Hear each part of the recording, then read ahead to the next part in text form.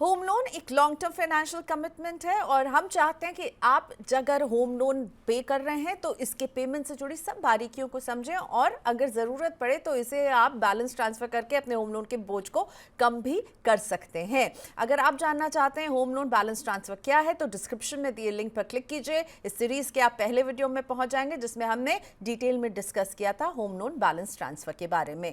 अब होता यह है कि ब्याज चुकाने में आपकी जेब से बड़ी रकम जाती है जब भी आप एक होम लोन लेते हैं और इस हाई इंटरेस्ट से बचने के लिए लोग ये करते हैं कि अपने लोन को रीफाइनेंस या फिर लोन ट्रांसफर करवाते हैं ताकि दूसरे बैंक में उन्हें कम ब्याज मिले और वहां से वो ईएमआई को थोड़ा सा मेंटेन कर सकें।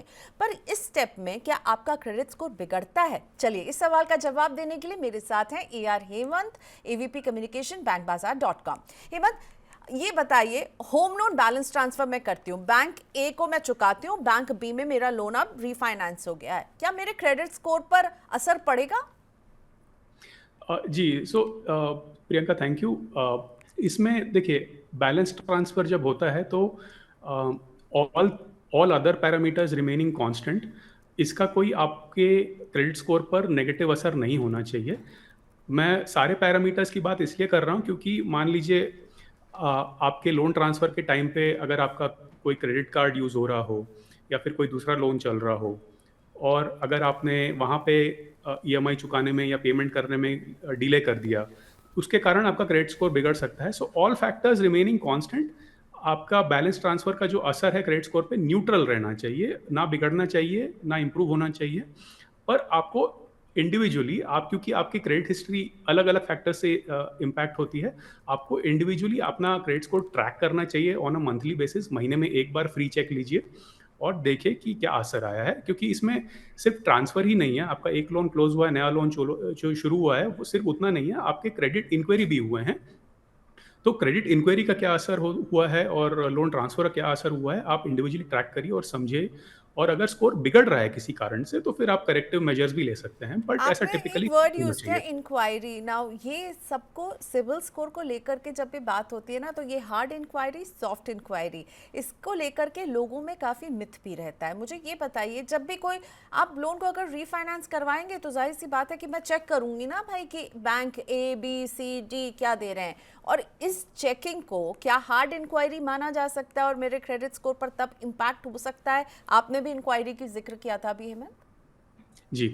ये बहुत अच्छा सवाल है और ये सारे ग्राहकों को और आपके दर्शकों को समझना चाहिए कि इंक्वायरीज़ 2 तरह के होते हैं। जब आप अपना खुद का क्रेडिट स्कोर चेक करते हैं, उसे एक सॉफ्ट इंक्वायरी माना जाता है और सॉफ्ट इंक्वायरीज़ का आपके क्रेडिट स्कोर पर कोई असर नहीं होता है। आप जितनी मर्ज़ी चाहें, जितने बार चाहें, अपना क्रेडिट स्कोर खुद चेक कर सकते हैं। आपके पास सारे क्रेडिट स्कोर, सारे क्रेडिट ब्यूरो के एक-एक स्कोर चेक्स अवेलेबल हैं। आप मंथली बेसिस पे चेक कर सकते हैं या एनुअल बेसिस पे चेक कर सकते हैं फ्री में। और इसके अलावा कई प्लेटफ़ॉर्म्स हैं और उनमें से एक प्लेटफ़ॉर्म बैंक बाज़ार भी है।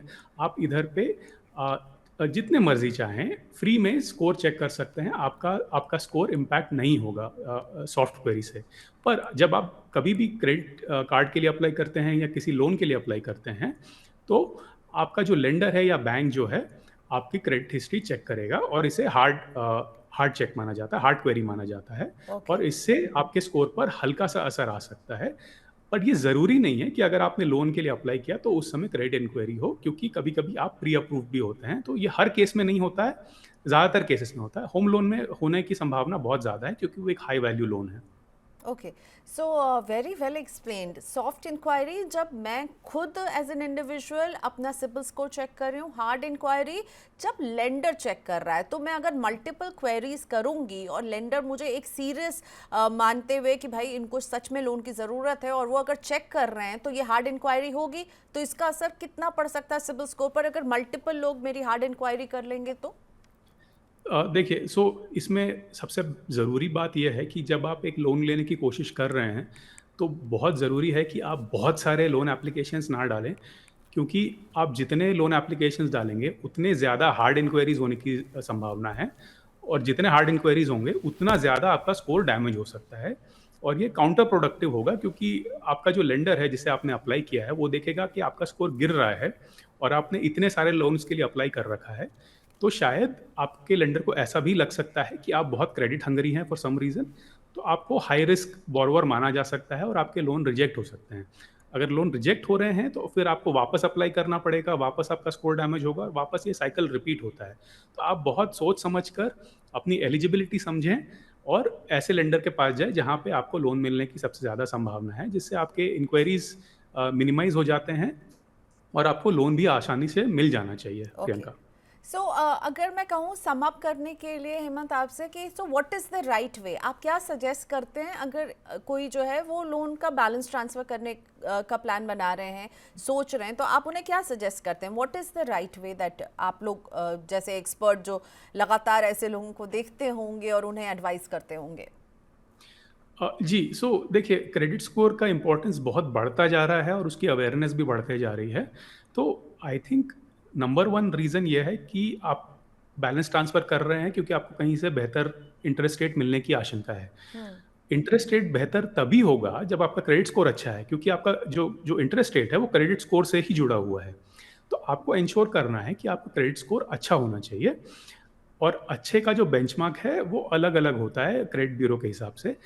टिपिकली जो लेंडर्स हैं वो सिबिल स्कोर देखते हैं और एक्सपीरियंस देखते हैं। सो सिबिल में ज़्यादातर बैंक्स जो बेंचमार्क रखते हैं लोएस्ट रेट देने के लिए अगर हर बैंक का एक स्प्रेड होता है कि सबसे अच्छे क्रेडिट स्कोर वाले को इतना रेट मिलेगा, उससे कम स्कोर वाले को उससे थोड़ा कम, सॉरी थोड़ा ज़्यादा, उससे कम स्कोर और थोड़ा ज़्यादा रेट। सो जैसे-जैसे स्कोर कम होगा वैसे-वैसे आपका रेट बढ़ता जाएगा। तो सबसे जो बेस्ट बेंचमार्क है वो सिबिल स्कोर 800 आपका हो तो आपको बेस्ट रेट्स मिलने की सबसे हाईएस्ट पॉसिबिलिटी है। पर आपको 750 के ऊपर होना चाहिए तो आपको अच्छे अच्छे लोन ऑफर्स मिल जाएँगे। अगर आपका स्कोर 750 से कम है, 700 के नीचे है, तो आई थिंक अप्लाई करने के पहले आपको थोड़ा एफर्ट डालकर अपना स्कोर इम्प्रूव करना लेना चाहिए क्योंकि अगर आपका स्कोर अच्छा होगा तो आपको बेहतर ऑफर मिलने की ज़्यादा पॉसिबिलिटी है और वो फिर काउंटर प्रोडक्टिव नहीं होगा आपके लिए क्योंकि आपने स्कोर इम्प्रूव किया, आपको अच्छा इंटरेस्ट रेट मिला और आपने अपने लोन ट्रांसफर से बहुत सारे लाखों रुपए बचा लिए, प्रियंका। ओके, सो राइट, अगर आप होम लोन बैलेंस ट्रांसफ़र की सोच रहे हैं तो पहली बात आपके क्रेडिट स्कोर पर इसका असर नहीं पड़ता है, लेकिन अच्छा क्रेडिट स्कोर आपको बेहतर ब्याज ज़रूर दिलवा सकता है। Thank you so much Hemant इस बातचीत के लिए।